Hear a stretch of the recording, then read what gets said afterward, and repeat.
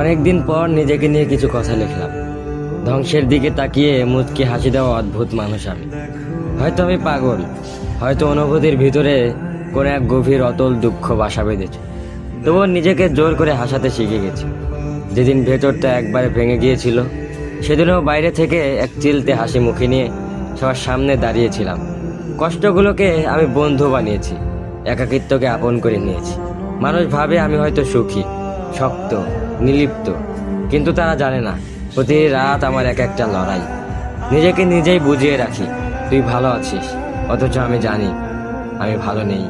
ভেঙে যাচ্ছি প্রতিদিন একটু একটু করে, আর এই ধ্বংস হওয়াটাকে যেন ভালোবেসে ফেলেছি। আমি সেই মানুষ যে হার মানার আগে হাসে, কারণ জানি কান্না দেখিয়ে লাভ নেই। পৃথিবী শুধু শক্তদের মনে রাখে, দুর্বলদের নয়। তাই আমি অদ্ভুত, আমি অনুভূতির আগুনে পুড়ে যাওয়া নীরব যোদ্ধা। আমার জীবন কোনো সুখের গল্প নয়, এটা নিঃশব্দ বিপ্লব, যেখানে হাসির আড়ালে লুকানো থাকে হাজারো না বলা কথা, ভাঙা স্বপ্ন, হারিয়ে যাওয়া আমি।